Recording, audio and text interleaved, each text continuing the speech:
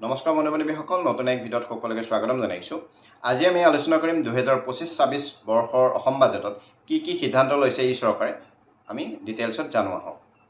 পোনপ্ৰথমে আমি যদি চাওঁ, এইবাৰ অসম চৰকাৰে প্ৰায় 2.85 লাখ কোটি টকাৰ বাজেট দাখিল কৰিছে, যিটো ৰাজ্যৰ ইতিহাসৰ অন্যতম বৃহৎ বাজেট।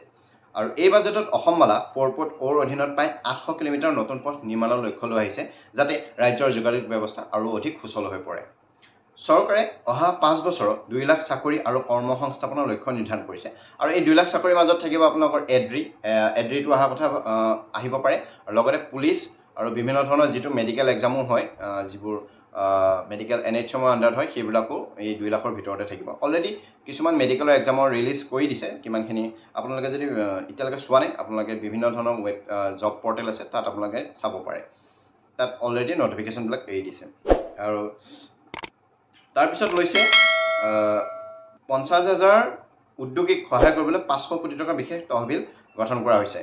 তাৰপিছত নেক্সট আহিছে মিছন বসুন্ধৰা 4.0ৰ জৰিয়তে খিলঞ্জীয়া লোকসকলৰ ভূমি অধিকাৰ সুৰক্ষিত কৰাৰ ওপৰত বিশেষ গুৰুত্ব দিয়া হৈছে। আৰু নেক্সট হৈছে ক্ষুদ্ৰ চাহ খেতিয়কসকলৰ বাবে কৰ ৰেহাইৰ সীমা বৃদ্ধি কৰা হৈছে।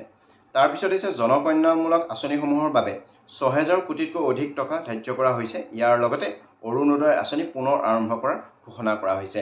আৰু যিটো অৰুণোদয় আঁচনি, সেই আঁচনি আৰম্ভ হ'ব আগষ্ট মাহৰ পৰা। আৰু ৰেচন কাৰ্ডধাৰী পৰিয়ালসমূহে কম মূল্যত মচুৰ দাইল আৰু চেনি লাভ কৰিব। যিহেতু ৰেচন কাৰ্ডৰ পৰা যিবোৰ সামগ্ৰী পাই আছিলে আমাৰ অসমৰ ৰাইজসকলে, যাৰ ৰেচন কাৰ্ড আছে, সেইটো বৰ্তমান বন্ধ কৰি ৰাখিছিলে, কিন্তু আগষ্ট মাহৰ পৰা পুনৰ তেওঁলোকক দিব। চাহ বাগিচাৰ 3.5 লাখ পৰিয়ালক পৰ্যায়ক্ৰমে ভূমিৰ পট্টা প্ৰদান কৰাৰ লক্ষ্যও ঘোষণা কৰা হৈছে। গুৱাহাটী উন্নয়নৰ বাবে মেট্ৰ' ৰেল আৰু ৰিং ৰোড প্ৰকল্প আগবঢ়োৱা হৈছে।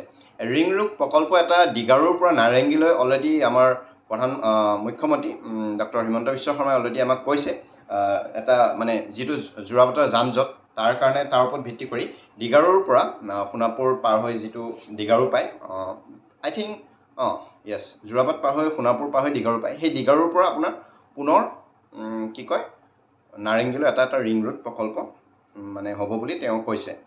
স্বাস্থ্য, শিক্ষা, কৃষি, আন্তঃগাঁথনি আৰু আইন শৃংখলা খণ্ডত বাজেট বৃদ্ধি কৰা হৈছে। লগতে সেউজ শক্তি খণ্ডত 70,000 কোটিতকৈ অধিক টকাৰ বিনিয়োগ আকৰ্ষণ কৰা লক্ষ্য কৰা হৈছে। আপোনালোকে গম পাইছে, চলাৰ লগাই মানুহে, সেইটো যিটো আমাৰ ইণ্ডিয়ান গভৰ্ণমেণ্ট হয়, যিটো ভাৰত চৰকাৰৰ পৰা আমাক এটা ছাবচিডি দিয়ে, কিন্তু আমাৰ অসম চৰকাৰে এতিয়াও কিবা এটা পাৰ্চেণ্ট, মই একজেক্টলি পাহৰিছোঁ, সেই পাৰ্চেণ্টটো আমাৰ অসম চৰকাৰৰ ফালৰ পৰা এটা ছাবচিডি দিব বুলি অলৰেডি বাজেটত ঘোষণা কৰা হৈছে। চৰকাৰী কৰ্মচাৰীসকলৰ বাবে 2 সপ্তাহৰ পিতৃত্বকালীন ছুটি ঘোষণা কৰাইছে। তাৰপিছত গজমিত্ৰ আঁচনি 8খন জিলাৰ পৰা 26খন জিলালৈ সম্প্ৰসাৰণ কৰা হ'ব। লগতে PPP মডেলত 2টা আধুনিক ইণ্টিগ্ৰেটেড একাডেমিক কমপ্লেক্স স্থাপন কৰাৰ সিদ্ধান্ত লোৱা হৈছে। আনহাতে বহুবিবাহ কৰা ব্যক্তিক কিছুমান চৰকাৰী কল্যাণমূলক আঁচনিৰ সুবিধাৰ পৰা বঞ্চিত কৰাৰ প্ৰস্তাৱো এই বাজেটত উল্লেখযোগ্য উপস্থাপন কৰা হৈছে। যিহেতু যিবিলাক অলৰেডি মানে আমাৰ যিটো জনসংখ্যা ৰোধ কৰিবৰ কাৰণে এইটো এটা লৈছে। আৰু আমি সংক্ষিপ্তত বিচাৰোঁ গোটেইখিনি, মই আকৌ সম্পূৰ্ণকৈ শ্বৰ্ট হিচাপে কৈ যাওঁ। অসমমালা 4.0ৰ অধীনত প্ৰায় 800 কিলোমিটাৰ নতুন পথ নিৰ্মাণৰ লক্ষ্য।